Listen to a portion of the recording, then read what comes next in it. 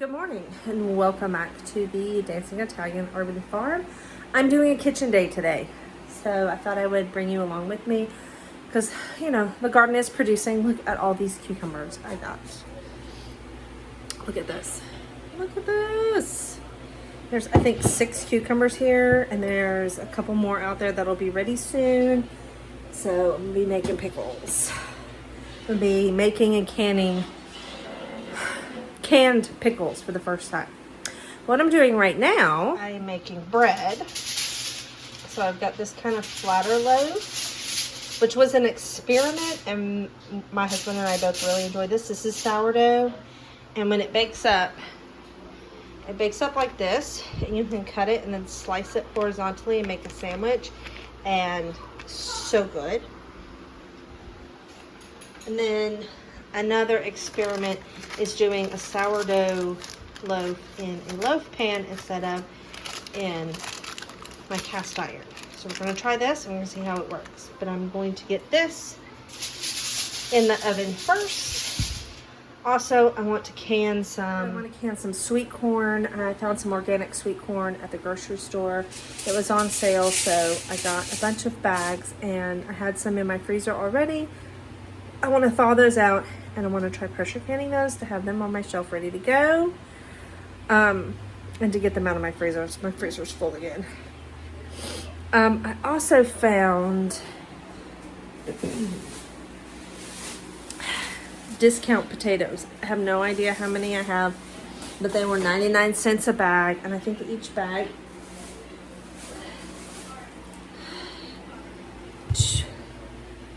I don't even know how much each bag is. Let's find out. Let's see. Scale on. I'm gonna change it to pounds and put the bag on there. Okay, they're about 2 pounds a piece. 99 cents for 2 pounds of potatoes. I do want to can those as well. Having canned potatoes on my shelf has been amazing, to say the least. So I want to get that done. I don't know if I'm going to get to all of it today. Probably not. But come along with me as we do a kitchen day.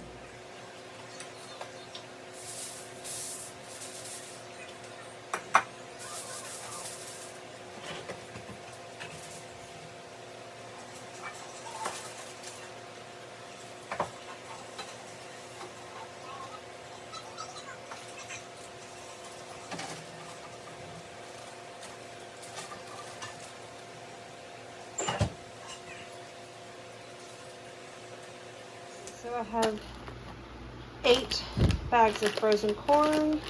We'll see how much it takes to fill up my quart-sized jars, because I have 1 pint-sized jar that's clean. The rest of them I'll have to use quarts. But that's okay. I'll just can these up in quarts. It's all good. Yeah. Okay. We're going to fill our jars. Let me get a scoop. So we're supposed to fill our jars to 1-inch headspace with our corn. And like I said, this is some organic corn that I bought on sale. And I already had some in my freezer to begin with, and I needed the freezer space. So I'm going to can it so I can put it on my shelf. And all I have to do is pop the can and throw it in whatever I want. Although frozen corn is really easy to do that with too.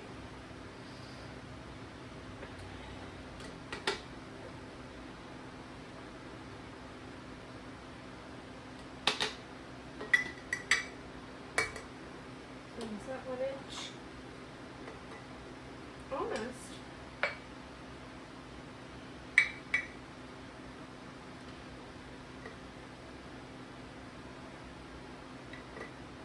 There we go.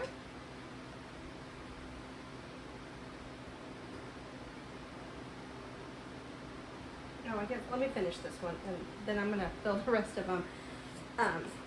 Anyway, then you don't have to do the salt unless you just want to. I'm gonna go ahead and do the salt. I'm gonna put 1 teaspoon of salt in the jar. And then you're going to fill with boiling water.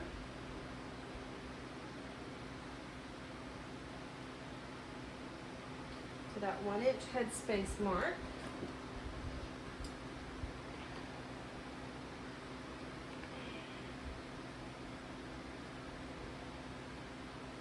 There we go. Oh, let me get my vinegar. Ooh.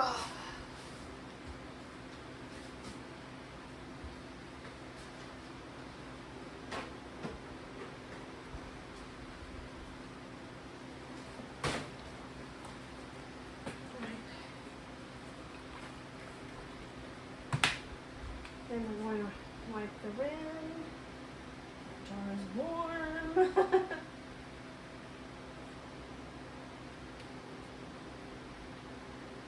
So, and then we'll place on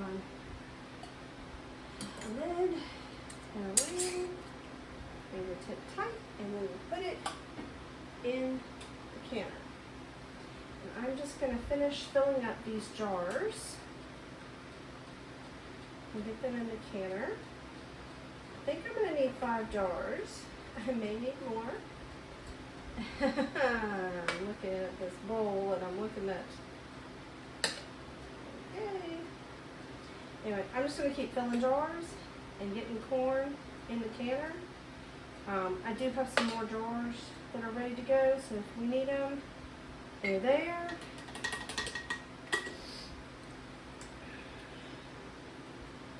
And yeah, we're going to can some corn today.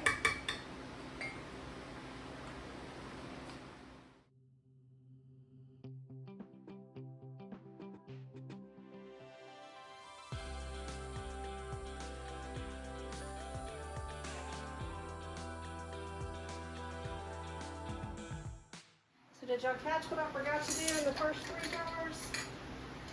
That's right, I forgot to debubble. So I'm gonna have to go back and debubble then. Since they haven't processed yet, I do not need to get a new lid.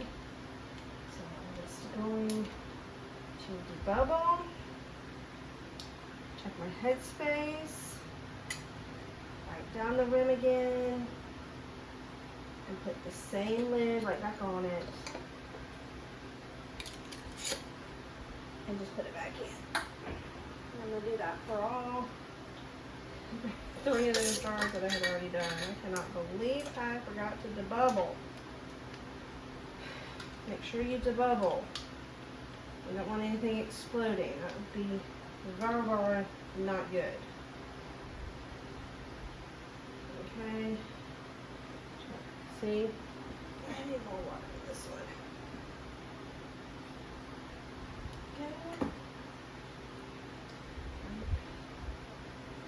I like to use vinegar just to make sure that there's nothing, absolutely nothing that can interrupt the seal. And this is the last one that I forgot to debubble.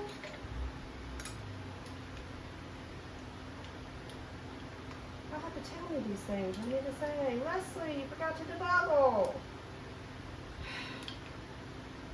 It's all right. At least I realized it before I started canning. Right? Because that could have been real, real bad. Alright. There we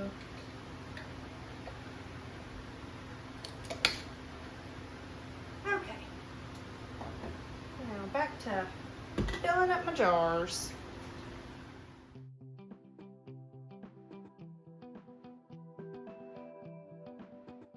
Okay, I don't think I have enough to fill another quart-sized jar, so we're just going to eat this with dinner tonight. Big hand. This with dinner tonight. There are my 5 jars of corn in my All-American canner. I am going to get the lid on this and get it going.